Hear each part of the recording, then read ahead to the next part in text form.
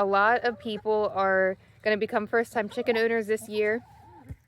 I've been seeing a lot of people online and also just locally expressing that they want to get into keeping chickens for the first time because of the rising cost of eggs. So I thought now would be a great time to just put some tips out there, just some simple, basic ones for people that are planning on buying chicks for the first time. So first things first, and this one's kind of obvious, I've discussed it in other videos before, but do not impulse buy. Don't just make this decision on a whim. Really give yourself the time to plan it out and think it out. And keep in mind, yes, eggs are very expensive right now, but do you know what else is expensive? Feed, and bedding, and vet bills, and coops, and fencing. So whenever people say, oh, I'm going to get chickens for the free eggs, it is not actually really ever free. And not just because of the cost of all of the care items that go into it, but also your time and effort and labor that goes into taking care of them. Now, obviously, I enjoy taking care of my chickens, so that's why I have them. And you shouldn't get them unless you really genuinely think you're going to enjoy taking care of them. Do not get them just because you want what some might call free eggs. If that's the only reason you're getting them, you probably should not get chickens. These are living creatures, and you don't want to just get burnt out and lose interest in them in the first year or two, or a couple years down the road once they get older and they're not laying as frequently as you wish they would. Because birds are not machines, they're just like people, they're going to age, and as they get older, their bodies slow down, just like yours will. They're not going to lay as many eggs when they're older. They're also not going to lay as many eggs in the winter time or when they're molting in the fall. When they're molting is when they lose their feathers gradually and regrow new ones. That takes a lot of protein and energy and effort out of their bodies. So since their body is putting the energy into regrowing feathers, they're not going to lay many eggs in the fall. So there may still be times when you have to find yourself going to the grocery store to get eggs even when you have chickens. Now, if you're okay with all this and you still want to get chickens, still remember, don't impulse buy. There are countless breeds out there, and you want to make sure you get a fit that's right for you, or maybe even a mixed flock that's right for you. But keep in mind, just like dog breeds, chicken breeds all have different characteristics and different personalities. Some are going to be more peaceful than others and get along better than others, and some are going to lay more eggs than others. So those are all things to research and to consider before going out and getting your chickens. Some breeds, like Orpingtons, here's a lavender one, or Silkies, are very prone to going broody. What does that mean? That means that they want to be mothers. Now, it doesn't mean everyone you get is going to be like that, but these breeds are very prone to it. It's common with them. So if you get these breeds, when they're not broody, these two actually are really, really good layers. But when they do go broody, their bodies kind of shut down from laying eggs because they're just trying to hatch eggs. So they're not going to keep laying them while they're sitting on them and trying to raise chicks. So if you have hens that are going broody a lot, you're not going to get a lot of eggs. If you're not okay with that, you're going to want to have to lean towards breeds that aren't as prone to going broody, but keep in mind, any breed can go broody at any time. Next, you're going to have to consider, does this matter to you? Egg color. Do you want white eggs? Do you want green or blue eggs? Do you want pink eggs, brown eggs, dark brown eggs? There's many different breeds that can lay different colors. This, for example, is an Americana, and she lays a blue egg, which is very pretty. Americanas, because they lay blue eggs, cost more money. A lot of feed stores will sell something called an Americana, and it's spelled this way. These are not true Americanas like this one is. That is what's called an Easter egger. And it's a mix of usually half Americana and half any kind of other breed that would lay like a light brown egg. So there's no guarantee it's going to have the colored egg, but it is common for the Americana Easter eggers to lay either a blue, a green, or a pinkish brown egg. But each hen will only have one egg color throughout her life. Easter eggers cannot rotate between the colors. Here is one of my Easter eggers. And Easter eggers typically lay a good amount of eggs. They tend to be hardy and they tend to have good personalities. But because they are technically a mix, their characteristics can vary. And then in the back, that brown one is a Welsummer. She's an example of a breed that lays a very dark brown egg. And in front of her is Cornflower, my speckled Sussex, and she lays a light brown egg. Both are good layers. Personality-wise, they're both intelligent, but I would say my speckled Sussex, the speckled one in the front, is a lot more outgoing and friendly.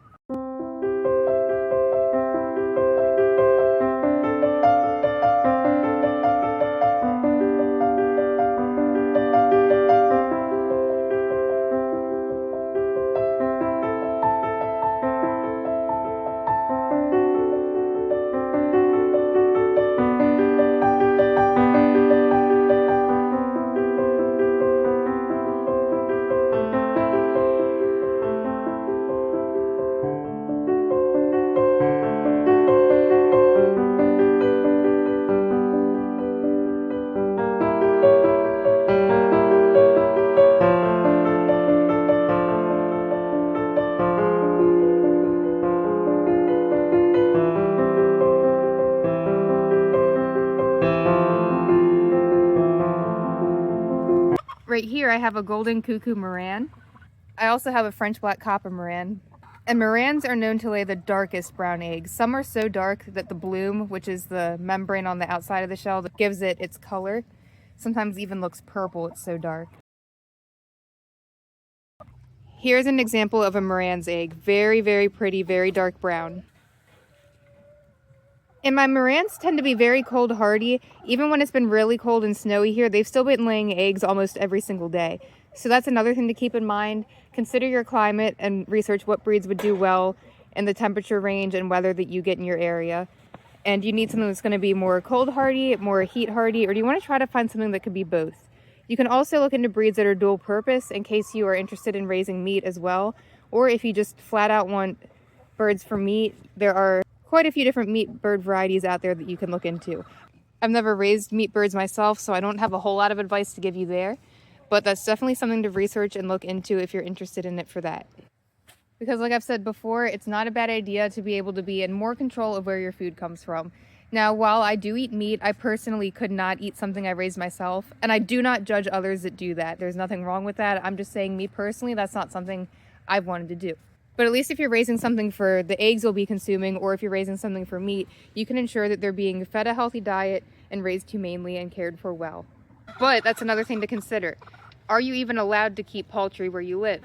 Check your area, check your zoning rules, and make sure you can before you get the birds. Because if not, that would be really sad and heartbreaking if your neighbors report you and you end up having to rehome your flock.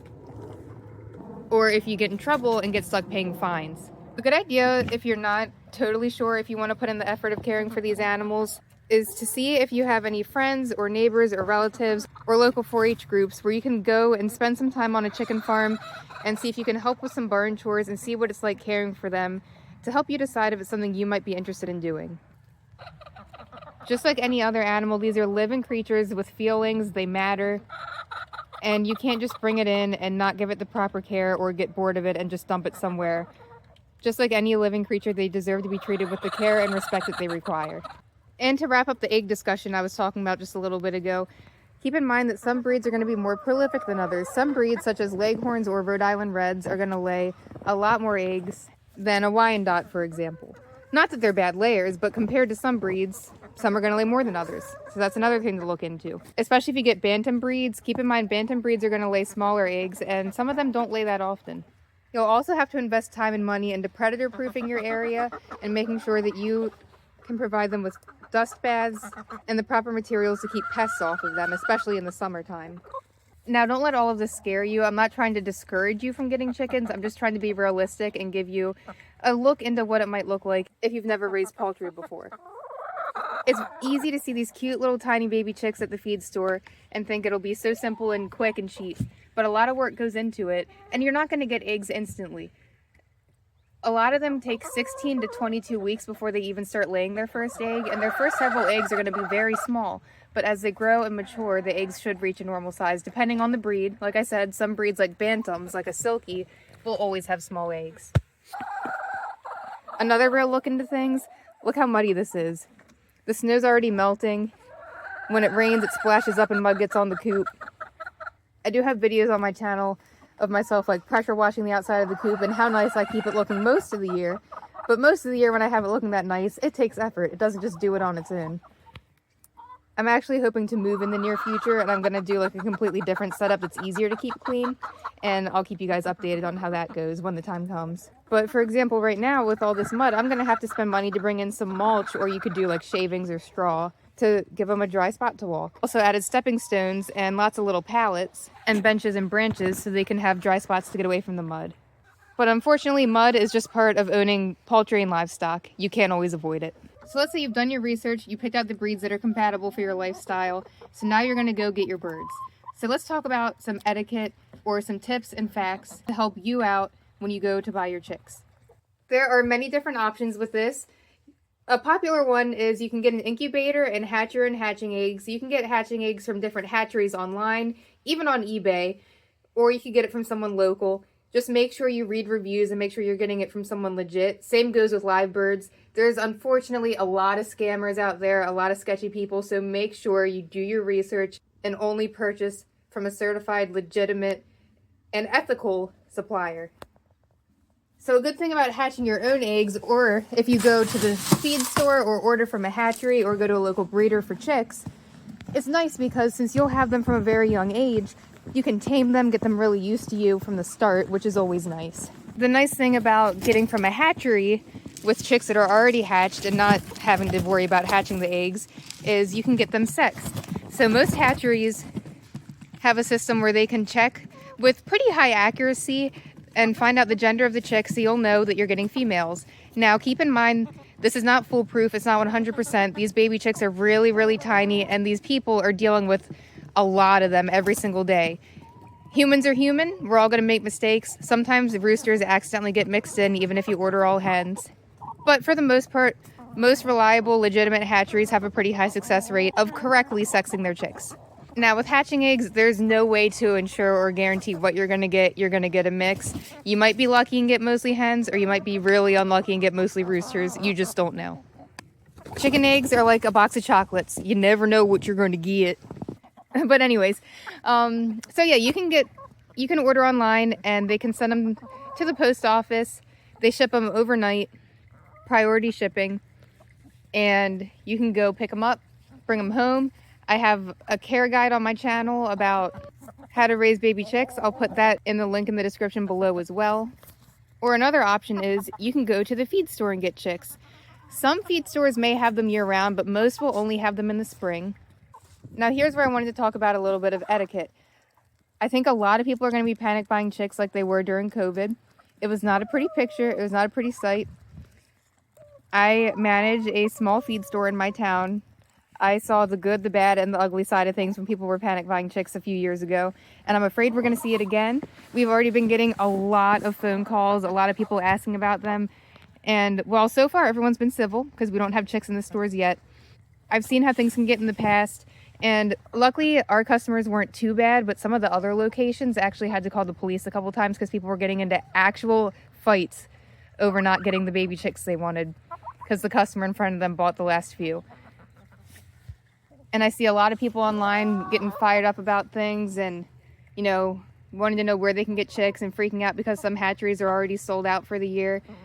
So just keep in mind, it's not the end of the world if you don't get the exact breed you want. It's not the end of the world if the one place you go to happens to be sold out. There's always other options.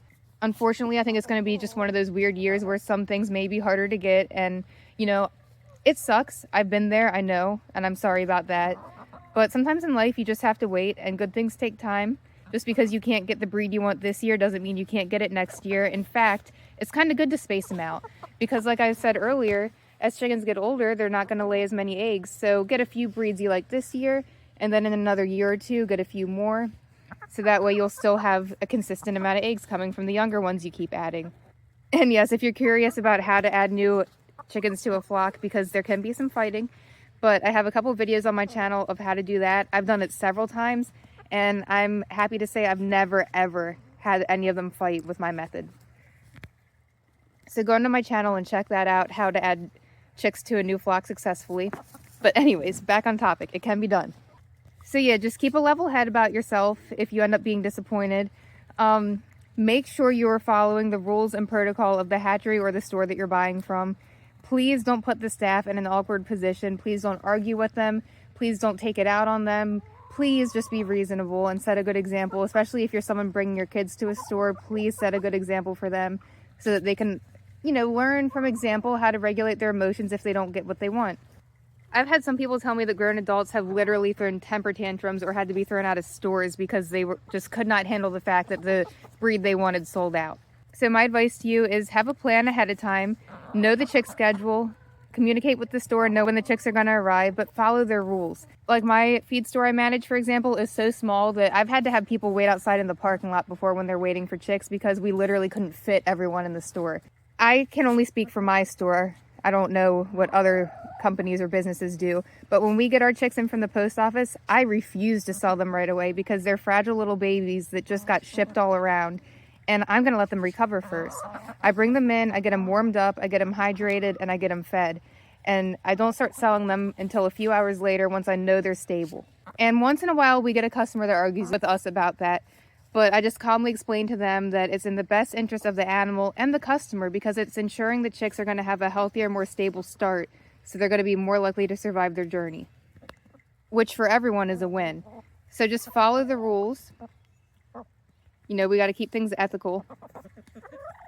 And if things don't turn out how you want, please, especially if it's a young kid working behind the counter. In these feed stores, there's a lot of young teenage kids. Some of them, it's their first job ever. Please don't take it out on them. Please don't scream at them. Do not cuss them out. Don't make them cry. It's not going to change anything. Yelling at the kid behind the counter is not going to make more chicks magically appear out of nowhere. That's just, it's not possible. All you can do is, you know, accept it and go explore your other options. Look online, look at other feed stores, look at local breeders. It's great to support local people. And if it really comes down to it and you really don't want to have to wait till the next year, then look into getting an incubator and hatching your own eggs. But just please be kind to staff and please be kind to fellow customers. There is no need to be wanting to fight people. I'm lucky because for the most part, my customers have been very kind, very civil, but I've heard horror stories from other people. So please do not be that way. It's not worth it. It's not the end of the world. There will be other places to get chickens or chicks or eggs. And other options are, some hatcheries offer this, but it's also a lot easier to find these from local breeders. You can even get started pullets, which are chicks that were already raised, so it saves you a lot of time and hassle of raising the chicks and having them in the house. And you can go and buy hens that are already very close to laying age, and you can bring them home, and before you know it, next few weeks, they'll start laying eggs for you, and you can skip the whole chick phase. So that is another option if you end up not being able to get chicks. Or you could see if someone is rehoming their birds. You could even check your local shelters. And when you do get your chicks, make sure you bring them home and you're fully already prepared and have everything set up and ready to go. So that way they have a clean, warm, safe environment to go directly into, food to eat, water to drink. Make sure you're fully set up before you bring them home. And be prepared to keep small baby chicks in your house for quite a while. They're going to need supplemental heat until they're fully feathered. And birds are very dusty. Their poop stinks. It's not fun having them in the house. They grow fast, but they can't go outside until fully feathered. So these are all things to consider and keep in mind. This video is already going longer than I expected it to, so I don't want it to keep on going. But I guess some advice to close out on is visit my channel. I have a lot of different care videos on there, so you can learn more about chickens on there, see what you need to do to be prepared, and see if it's even something you want to do. You might watch these videos and be like, oh, I don't feel like doing all this. Chickens aren't for me. Or you might watch and be like, yeah, I think I would really enjoy getting into this hobby. And you don't just have to watch my channel. I'm just sharing with you the methods that have worked really well for me over the years. But there's a lot of other right ways to do things. So do your own research, educate yourself as much as possible. And if you think this is something that you want to take on, then go for it, because raising chickens can be really rewarding. They can be a lot of fun. They bring me peace. I just love being out here with them. Fresh eggs definitely taste better than store-bought eggs. They're a lot more intelligent and interactive than people give them credit for. I really enjoy being around mine. So with that, I'm going to start cleaning up in here, shoveling out some more paths for them. I will say part of the reason for the panic buying and people freaking out over egg prices is because of the bird flu going around. So I have a video I recently made on that too if you want to check it out and learn more. If you already have birds and you're paranoid about the bird flu, I go over some tips in there on how you can potentially help prevent the spread and keep your flock safe. But I also wanted to add, don't be so afraid that you keep your birds like locked away in their coop and hidden from the outside world, because that is not healthy. Healthy birds need fresh air and sunshine. They need to get out and move around and exercise. So while yes, it's a good idea to keep them fenced in, because well, one, that keeps them safe from predators, but two, that can keep them enclosed so they're not around like waterfowl or the geese or the wild birds that are spreading it. You don't want to keep them totally locked away. And when I say fenced in, make sure they have enough room to roam and that they're not just on top of each other and pecking each other and fighting. Give them free space to enjoy themselves and live their lives and just be a chicken.